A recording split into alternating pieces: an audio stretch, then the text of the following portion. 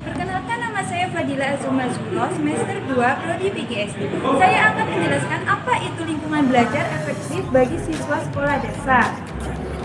Sekolah mempunyai peran sebagai lembaga pendidikan yang mengembangkan potensi-potensi siswa agar mampu menjalani tugas-tugas dalam kehidupan, baik secara individual maupun sosial. Sekolah sebagai suatu organisasi kerja yang terdiri dari beberapa kelas untuk dapat menjalankan perannya sebagai lembaga pendidikan.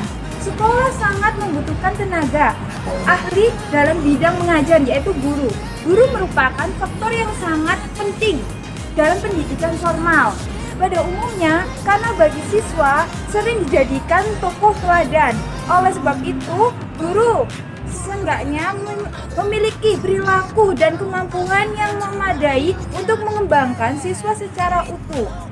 Tugasnya secara baik sesuai dengan profesi yang perlu dikuasai, berbagai hal, kompetensi yang kemampuan dalam mengelola kelas. Definisi pengelola kelas yaitu keterampilan guru untuk menciptakan dan memelihara suasana kelas bila terjadi gangguan dalam proses belajar mengajar. Suatu kondisi belajar yang optimal dapat tercapai jika guru mampu mengatur siswa dan sarana pengajaran serta mengendalikan dalam suasana yang menyenangkan untuk mencapai tujuan pengajaran dan hubungan interpersonal yang baik antara guru dengan siswa dan siswa dengan siswa. Tujuan pengelolaan kelas yaitu pada hakikatnya telah terkandung dalam tujuan pendidikan. Secara umum, tujuan pengelolaan kelas adalah penyediaan fasilitas bagi macam-macam kegiatan belajar siswa dalam lingkungan sosial, emosional, dalam kelas. Dan fasilitas yang disediakan itu memungkinkan siswa belajar dan bekerja terciptanya suasana sosial yang memberikan kepuasan suasana disiplin, perkembangan intelektual, emosional, dan sikap serta apresiasi pada siswa. Prinsip pengelolaan kelas. Secara umum, faktor yang mempengaruhi pengelolaan kelas terbagi menjadi dua golongan, yaitu yang pertama, faktor intern dan faktor ekstern peserta didik. Faktor intern peserta didik berhubungan dengan masalah emosi, pikiran, dan perilaku. Kepribadian peserta didik dengan ciri-ciri khasnya masing-masing menyebabkan peserta didik berbeda dari peserta didik lainnya secara individual. Perbedaan secara individual ini terlihat dari segi aspek, yaitu perbedaan biologis, intelektual, dan psikolog. Faktor ekstern peserta didik faktor ekstern peserta didik terkait dengan masalah suasana lingkungan belajar, penempatan peserta didik, pengelompokan peserta didik, jumlah peserta didik, dan sebagaimananya. Masalah penjumlahan peserta didik di kelas akan mewarnai dinamika kelas. Semakin banyak jumlah peserta didik di kelas, misalnya 2, akan cenderung lebih mudah terjadi konflik. Sebaliknya, semakin sedikit jumlah peserta didik di kelas, cenderung lebih kecil terjadinya konflik. Peran guru dalam pengelolaan kelas. Guru sebagai pengelolaan kelas harus memiliki manajemen kelas. Tanpa kemampuan, di mana performance dan karisma guru akan menurun, bahkan kegiatan pembelajaran bisa kacau tanpa tujuan.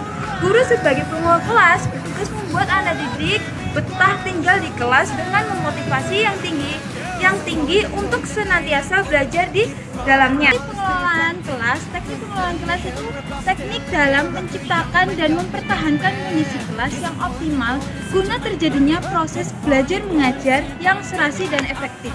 Teknik-teknik pengelolaan kelas dapat digolongkan ke dalam teknik preventif dan teknik kuratif.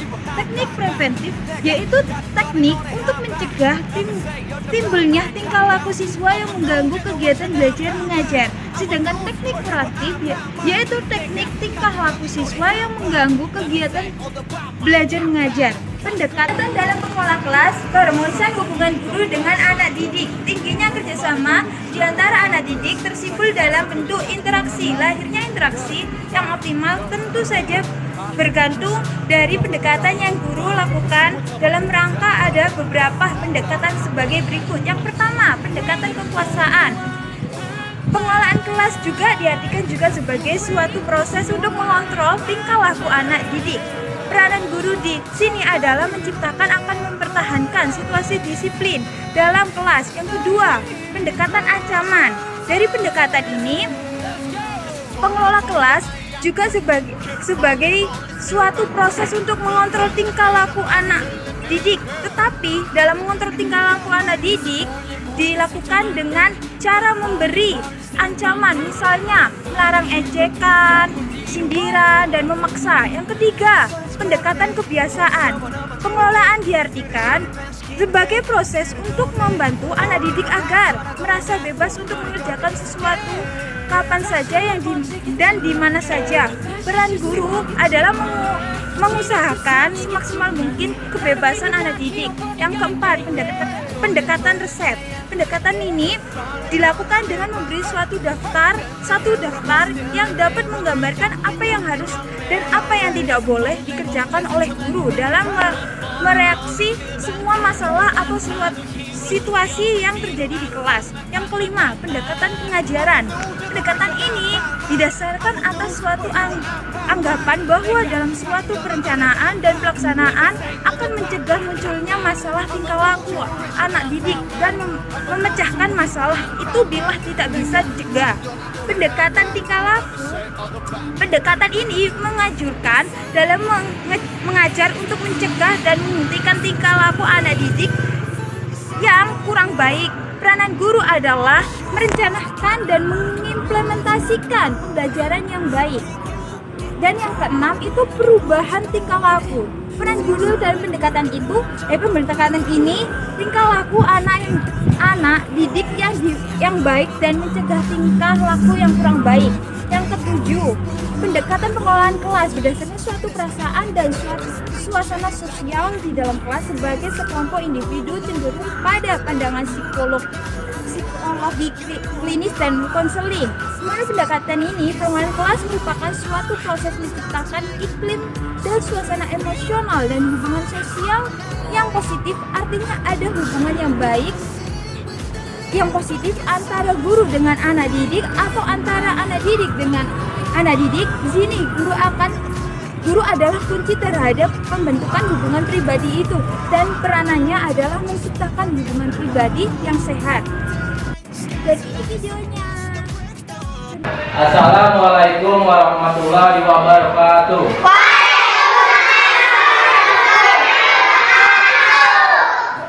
Supaya lebih semangat kita nyanyi dulu atau semangat dulu.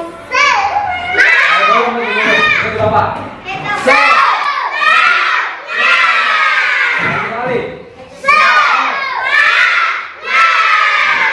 Saya lagi nyanyi.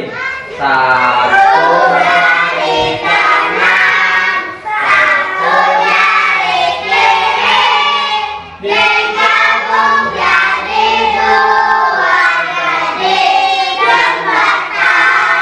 Dua jari kanan, dua jari kiri, digabung jadi empat jari.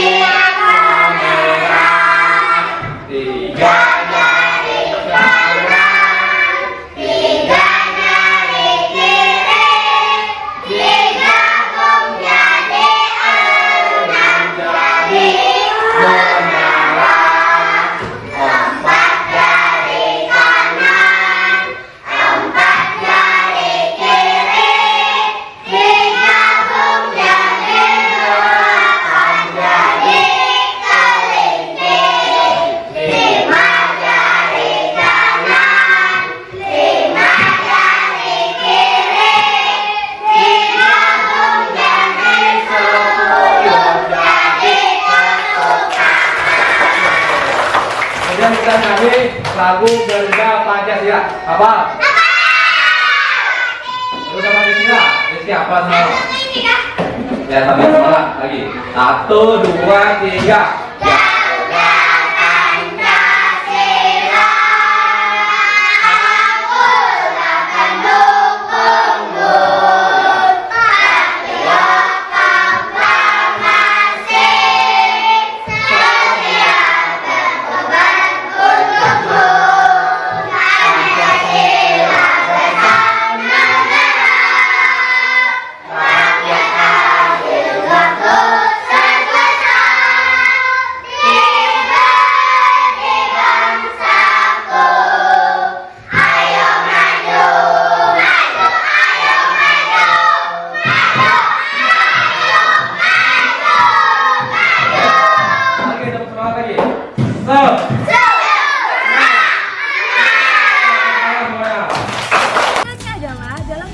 belajar mengajar, seorang guru tidak hanya dituntut memiliki pengetahuan untuk diberikan kepada murid-muridnya, tetapi guru dituntut juga untuk memiliki kemampuan untuk memanage atau mengelola kelas baik secara fisik maupun kelas dalam artian siswa di kelas. Ketika guru dapat mengelola kelas, maka akan terciptanya suasana kelas yang kondusif sehingga mendukung kegiatan belajar mengajar yang efektif dan efisien. Sekian presentasi dan penjelasan dari saya. Mohon maaf jika ada salah kata. Wassalamualaikum warahmatullahi wabarakatuh. All you ladies pop that thing like do it now, do it good, lick this just like you should. All you ladies pop that thing like do it now.